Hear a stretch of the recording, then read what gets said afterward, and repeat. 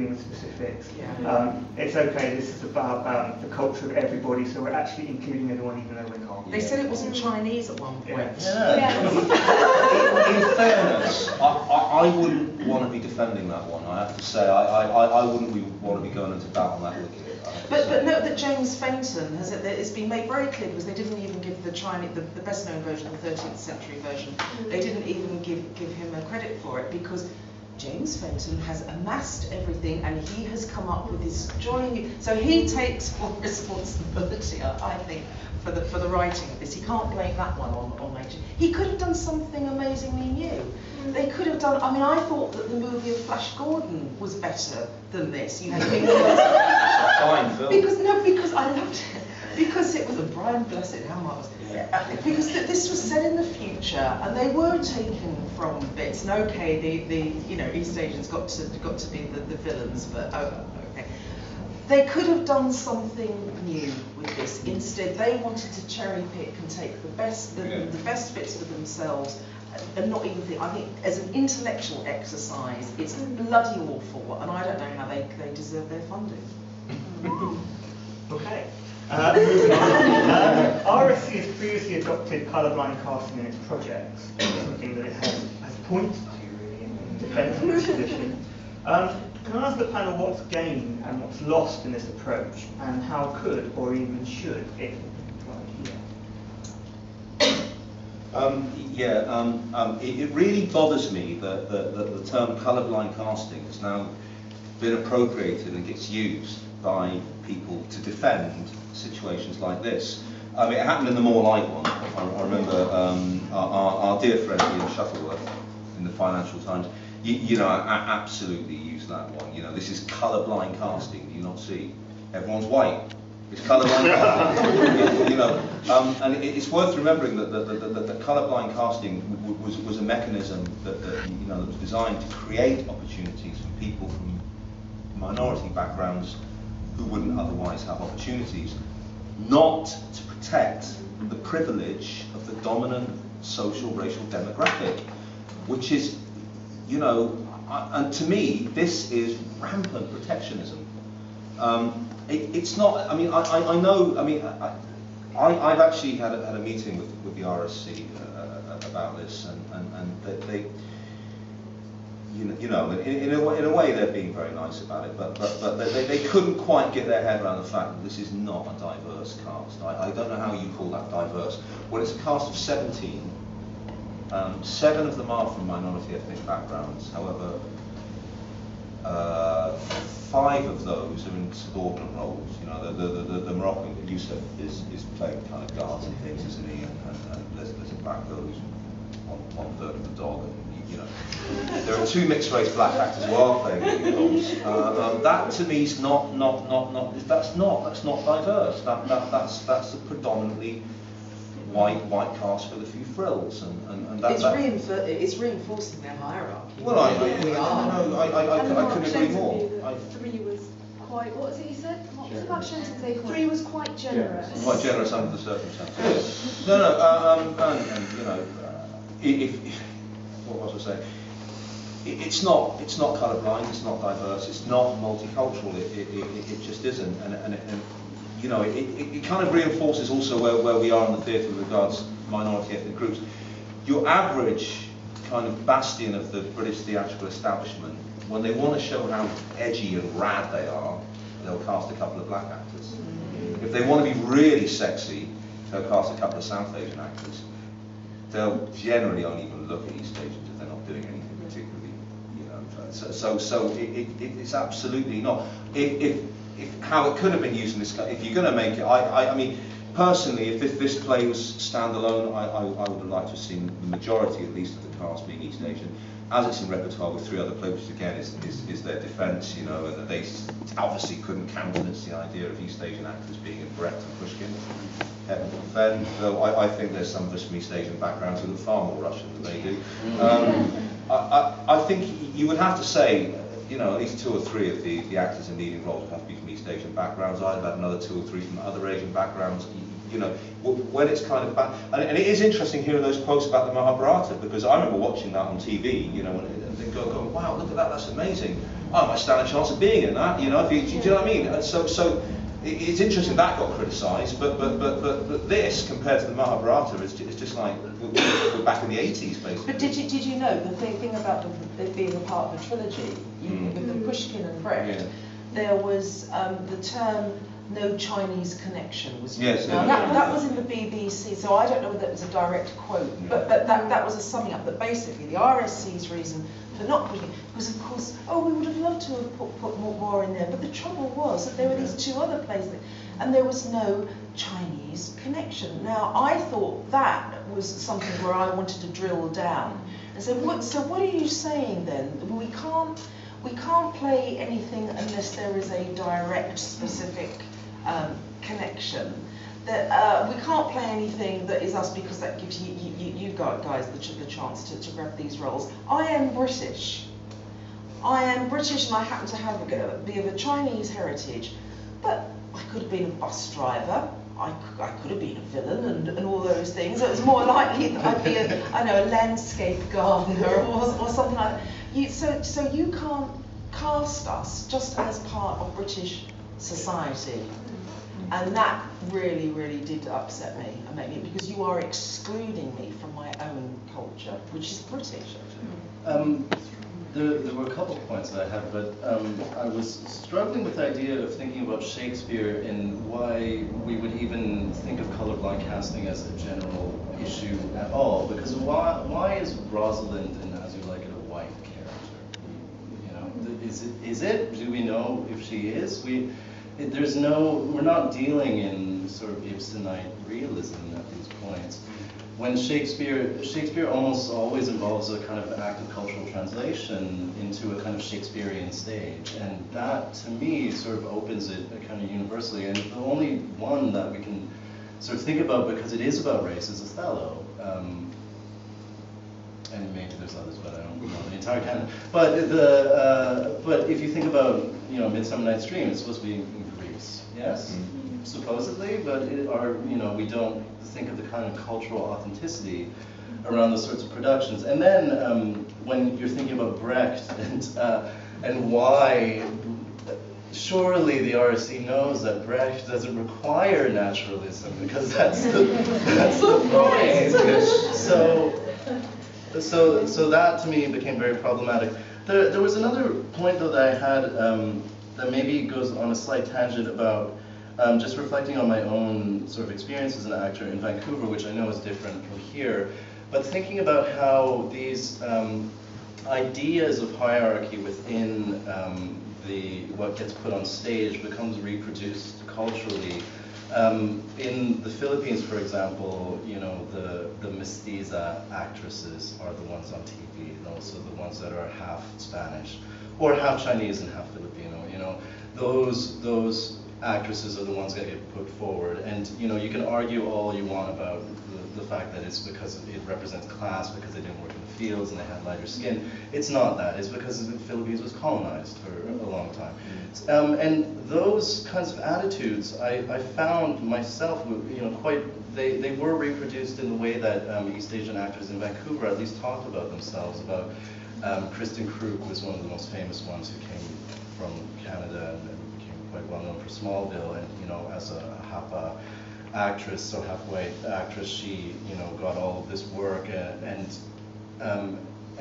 it became this, you know, interesting thing if like somebody thought that I'm mixed Chinese and Filipino, and some casting director commented, is part of your family white? And I went, oh, thank you very much, as if this was something to be celebrated. So the attitudes becoming reproduced within the actual culture of how we think of ourselves as actors.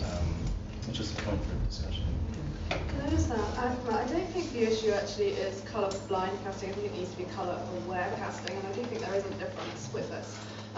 So for instance, I think actually that there was a fellow that was white, was Patrick Stewart, where they actually had the rest of the cast black. So that's a situation where, okay, we're playing around with these ideas of race and experimenting with them and trying to make some kind of political statement through it. And I think that that's fair play, because we're not in a post-racial society. We're not in a situation where we can have an Asian Hamlet with a black Gertrude and white Claudius. I mean, we're not there.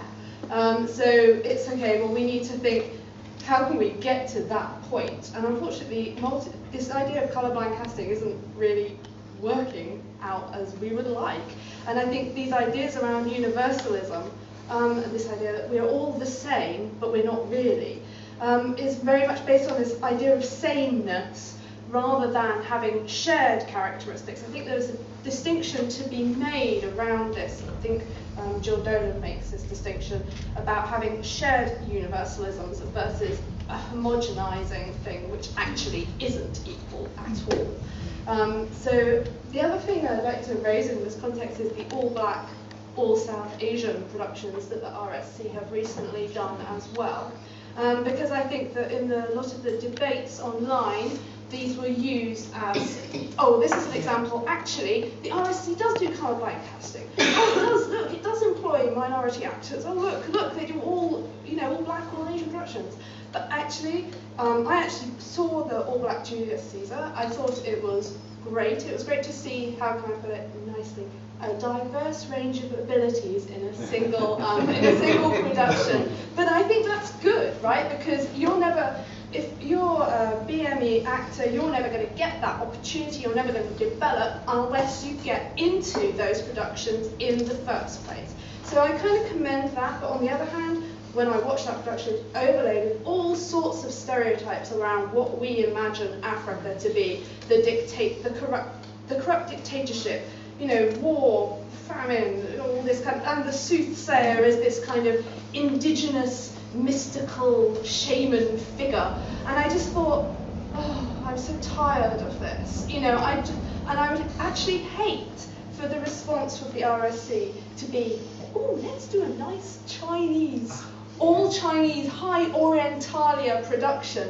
That would be my worst nightmare actually, because I'd rather see a much more mixed casts just doing Shakespeare. That's what I would rather see. And I think the other issue is one that Daniel has raised in the press about how the RSC operates. This cannot be colourblind casting because it's not about equal opportunities, it's about networks and how again, this feeds back into what we were saying earlier about class systems and how the RSC actually casts. It's all based on who you know, have you worked with them before, what kind of track record do you have, and these things feed into this so-called equal playing field that need to be. I think I want to kind of move on to talk about reviews, perhaps before we talk about kind of institutional innovation. Yeah. And the reason that I want to talk about that is because it seems to me that the reviews have actually been fairly positive, and not all reviewers have kind of alluded to this debate, and those that have tended to say, yes, it only has 3 East Asian actors in it, but never mind, this shouldn't detract from what is otherwise a really great production. As a kind of attempt, in a way, to kind of depoliticize production and kind of separate artistic practice from the kind of sphere of political ideologies and issues of representation. And I just kind of wondered how the response of the reviewers complicates this discussion. I don't think it. Did you say? I mean, because all the ones I've read have mentioned it. Not all of them. Not all of them. I can't remember exactly which ones have it, but the local press didn't. No, the local press wouldn't know. But they're kind of kind of glorified gardening correspondence usually.